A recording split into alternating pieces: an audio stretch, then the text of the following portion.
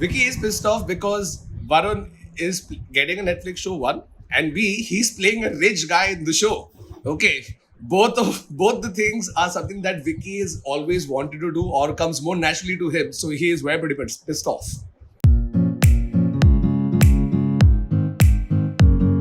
Welcome to Dear Chatroom. This is Bhanuj, and our guest today is Varun Thakur or Vicky Malhotra or Rocky. Cheers. Yes, very many personalities. So you get three for the price of one, which is fantastic. So, how's it going, man? How has the last year been for you? How's the lockdown been for you? 2020, it's cancelled. It's cancelled. I don't know what the hell happened, but yeah, the year started off on a fun note. I was actually touring to get my special in order, which I was supposed to shoot in May, and then somebody ate a bat, and that's the end of that. So now my special has been pushed to next year, hopefully. Once the vaccine is out and once people can come in, then I'll shoot it. But this year has largely been about more of the acting side of my career, less of the comedy side. I, funnily enough, ended up shooting about three shows, and they're slowly coming out one after the other. One releases tomorrow, which is the 4th of December, and the other two are coming out next year. So it's been more acting work, less comedy. In fact, I don't think I've written a joke this entire lockdown. So that's a little troublesome. But yeah, hopefully stuff opens up and like inspiration comes back and I can get back to writing comedy. So, tell me more about the show and your role in it. So first up, I mean, I heard about this show happening like a year and a half, 2 years back. And I told my manager, I need to do this show, okay? I'm one comedian who I can do stand-up comedy and I can act, and this show, I have to do it, blah, blah, blah. And she's like, no, it's not happening. I'm like, what's the problem? And she's like, it doesn't have a male lead. It's a female lead. I was like, oh, okay. So ye bhi haath se gaya. Then we tried to find a little more. We found out there's another character who's a stand-up comedian. I'm like, yes, that I'm going to do. I'm going to do that. Turns out that was done by Ravi Patel, who's also the co-creator of the show. So I'm like, bacha kya hai yaar isme karne ke liye mere liye. Then I got called to audition. I tested for a part, which was a slightly smaller part, which I got. Then they called me back. They're like, hey, listen, there's another part we want you to test for. I tested for that and I got that. And that part happened to be the character called Arun Kalra, who's Beanie, that is Swara's character. He's her fiance in the show. And the total number of comedy done by Arun Kalra is 0. So I'm a pure actor in this show and not doing any comedy, at least not intentionally. So the show is essentially about this girl, Beanie, who's literally followed everything her parents have said, or like her life has always been dictated by other people in it. So she finally decides to put her foot down and pursue what she really wants to, and that is stand-up comedy. And all the problems and situations and issues that life throws at her, and how she navigates through that, and how I fit into it, and how Ravi fits into it, falana timka, and that's what the show is about. And how was it watching Swara and Ravi play stand-up comedians while you play the straight character? Like, would you put them on an open mic night or get them to open for you? So, I mean, I was actually like a little disappointed because I was like, am I not doing any comedy? I also want to do some comedy. But I think when we started rehearsing, Swara was super helpful in being like the senior, more experienced actor who gave me whatever acting tips, made me feel super comfortable because as pretty much everybody who knows me knows that I have been doing like smaller parts or independent movies where the scale has not been as big as landing a Netflix show. And so it was really helpful. It was really nice on her part to be so like accommodating and sweet and helpful with all her acting tips. And I thought I will also return the favor with some 2 bits I know about comedy. So I helped her out with whatever I could. But to be honest, and again, with absolutely no bias, she was at it from the get-go. Like, obviously for her also it's daunting because being an actor is something that she does, she knows and comes naturally to her. But being a comedian, trying to play a comedian is obviously not easy. So she had her sets written in the show, but as her preparation for the character as well, she wrote a whole bunch of stuff. She went for open mics. I helped her out with whatever I could. And I think she's done a fantastic job. So are you worried, like, Ranveer Singh started taking over rappers' jobs after Gully Boy. I'm Yeah. worried they're going to be like pushed off As stage. long, just as like- long as I get more acting gigs, I'm fine. If my acting work dries up and all these other people are coming and becoming comedians, then I'll be a little worried. And how does Vicky feel about you getting a major role before him? There's a video coming out tomorrow about Vicky's feelings on Varun getting a Netflix show and himself not getting it. So you will know about that very, very soon. If I let it out right now, मेरा कल का video खराब हो जाएगा यार. But I can tell you he's super disappointed, okay? It's because Actually, this will come Varun out is after also... the video comes out. So you Oh, can okay, tell- cool. So it's essentially Vicky is pissed off because Varun is getting a Netflix show, one, and B, he's playing a rich guy in the show. Okay. Both the things are something that Vicky is always wanted to do or comes more naturally to him. So he is very pretty pissed off. That's for sure. But do you see Vicky ever making his major acting debut? Believe me, man, I have like 8 ideas. I have 8 Vicky ideas in the bag. I'm trying to figure out the best way to get it out because I think after so much talking and so many auditions, Vicky also deserves his own lead role. So fingers crossed, it'll come out sometime soon. Not soon, but whenever people agree to produce it. And so this isn't the first Indian show or movie with a comedian as the Right. lead character, and it's become something like I like to call it the eat, pray, love journey for especially Indian upper class Correct. and class women. Like Correct. comedy has become shorthand for a way to find yourself Mhm. in Bollywood, and a lot of it maybe also comes from Marvelous Miss Maisel, but it's become a theme. How do you feel about that? Like, how do you feel about the way comedy is being portrayed About in the show or in general, in general? Bollywood as well as in Indian TV series? Comedy has Right. suddenly become a major Right. theme for characters. 100%. I mean, so I'll start off with the show first. So in the show, right, whether Beanie is a comedian or if Beanie is any of the other unique, not regular professions, it will still work because the story isn't as much about stand-up comedy as much as it is about this girl trying to find herself, like all... I wouldn't say coming of age because it's not like she's in college and confused or something like that, but it's a journey of sort of self-discovery, knowing that this is something I like doing and I want to pursue it regardless of what society, my family, my friends, my boyfriend, regardless of what they think. So if this profession was replaced by any of the other professions, also it would still work because it's less about the profession, more about the person and the problems that she has. As when it comes to like real life, yes, comedy has picked up massively. I mean, if I had to rewind to 10 years ago when we all started out, there was nothing, right? Parents would be super confused, which they still are, about comedy as a career. But nowadays, because it's spread so fast, you've seen so many people, there's a lot more awareness, which wasn't there when we started out. So I remember going to my parents telling them I want to do comedy. And my dad is like, all that is okay, but what do you want to do in life? They couldn't comprehend the fact that I want to take up stand-up comedy as a profession. So obviously that was the early stages, but over the 10 years you guys have seen, I mean, you guys are DeadAnt, right? There is a reason why this exists because the ecosystem has become that much bigger. There are people leaving high-paying MNC jobs to become stand-up comedians. So although we are still about 30 odd years behind the rest of the world, like the US or the UK, where it became bigger much earlier, I think it's one of those industries, one of those professions that really lets you speak your heart out, speak your mind out, learn more about yourself and your opinions that you want to share with the people with that filter of comedy, right? So it's a lot easily palatable for other people and for yourself to do as well. So I think it's great. It's about time that comedy did become the thing that it is right now, because I don't see any other profession giving you that much happiness that soon. There's that instant gratification when you're sitting in front of a crowd, you do a joke, they laugh, and that the adrenaline that pumps after that isn't comparable to anything else. So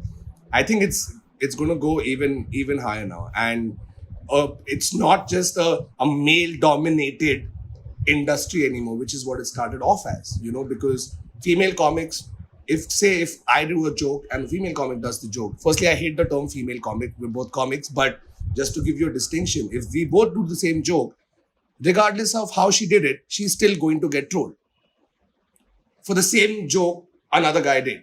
You know what I mean? So, but even that is changing slowly. People are getting more aware. People are understanding more. There are a lot more women coming into comedy as well. And I think it's only going to grow higher. So you think that's why scriptwriters are increasingly using comedy as a device, because it's become what used to be at the trope that used to be, okay, I want to be a writer or I want to be an actor. Yeah. So do you think yeah. comedy is like, that's the perception of comedy now? To a That certain sort of extent. profession. Like, Yeah, to a certain extent. And because it's also got its fair share of brickbats coming in from higher places who are not comfortable with the fact that any guy or any girl with some sort of point of view can actually go up and take on the system, so to speak, or speak their mind out against stuff that is happening, but in a way that everybody is able to understand it. So definitely. and so you've also been quite busy with the Internet Sets of podcast. Yes. And I think it's been on a lot of people's Spotify Wrapped lists Yeah. that I've seen. So, Which is like, what are the plans going ahead with that podcast? So the thing with the four of us is Adar, Kautuk, Neville and I is we have such an easy chemistry and comfort level with each other, and we've had it for the last 6-7 years. So the podcast really doesn't feel like a podcast for us. You know what I mean? It's almost like a weekly catch up. Like I don't speak to the boys for 6 days, and then the 7th day we'll catch up for 2 hours, and then we talk about something. And I think that is what has really attracted the audience that we have. The very unfiltered nature of conversation, the almost unscripted, because we don't sit, plan jokes, and then plan a segue and then say, okay, Adar, you say this now, and then Kautuk, you respond. No, we don't do that. We just sit and we talk.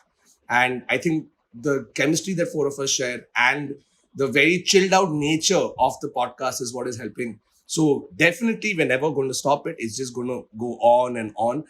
We might introduce like smaller ways in which we can sort of rejig the podcast, so to speak. Like we have something called TISS Reacts that we do, where maybe something that is currently popular, we'll just pick on that and then do like a deep dive into it, whether it's making fun of it, analyzing it, reviewing it, whatever. So that is the next step. And yeah, I think no real plans. I mean, even this came without a real plan as such. It was just, hey, listen, we had a podcast we used to do earlier called Big Question, and we miss it. The fans miss it. So let's come back with another one, and then let's just go. And given that you guys are now hanging out once a week, Yeah. are there any plans or ideas for the four of you to work on other stuff together as well? Maybe give yourself another name. No. Well, once bitten, twice shy. No, I think I think in generally also in terms of comedy, like earlier it used to be a lot more of, hey, listen, let's make a group and like group dynamics, and four of us will do this, and we are this and we are that. And over the last few years, I think about the last 4-5 years, it's sort of veered into everybody doing their own thing and finding their own voice, and not being tied down, so to speak, by the need for group benefits, but still coming together whenever you feel it necessary. Like Adar himself has like 5 different things he does. Neville has 5 different things. Kautuk is writing. Neville works at Ogilvy, and Adar does his music. He does his plays. I got my acting gigs. So we all have individual careers that for us is primary. It's the most important thing. So tomorrow, if I get a movie, I'm going to go out and shoot. Same is the case with the other boys, But we know it for a fact that the thing that four of us share and the fans that we have, we don't want to ever disappoint them. So we'll find our own way to come together. That doesn't necessarily mean that we need to form a group, have a collective, like make a business out of it. We don't need to. A little birdie told me that you were in Jaipur for a month, and nobody vacations for a whole month in Jaipur. So what have you been up to? Okay, so before I get into that, I was telling you the story about how earlier when I used to watch interviews of actors, right? And you ask them, hey, what do you have going on nowadays? And they would never be able to give you like the name of the movie or the director or when it's happening or what is happening. They would just say stuff like, there's a bunch of stuff in the pipeline, that I'm not allowed to talk about right now. And in my head, I would be like, kya chutiya bana raha hai yaar? But now, it's my turn to actually say there are things in the pipeline that I can't talk about. I can only say that there was a web show that I went to shoot for in Rajasthan. We were in Mandava for a month shooting. Unfortunately, can't tell you the star cast or the platform or the production house or the director. But there is a star cast. Oh yeah, there is. But wow, well done, man. You've picked it out correctly. No, so there is. It's a great star cast. It's a great director, good production house, hopefully good platform. And I actually had a great time doing it because it was after about 6 months of being stuck at home and literally looking at these four walls. That I actually got to go out, and I was a very good boy. We didn't go out anywhere in the lockdown. We didn't like break social distancing protocols. We were at home the whole time. So this was fun because A, I was getting to go out of the house, and B, I was there for 30 days with people I love and admire, whose work I love and admire, and we had a ball shooting for the show. I mean, I wish I could talk more about it, but unfortunately, I can't. I But think I all can your say that fans it are was- going to be now scrolling through Instagram, seeing which actors you follow. But that's possible. And so, getting back to acting, you Yeah. also you trained as a filmmaker, and that's also Yes. something that you want to do. So, is that, especially given the amount of free time we've all had under lockdown, is that Mhm. something you've been working towards?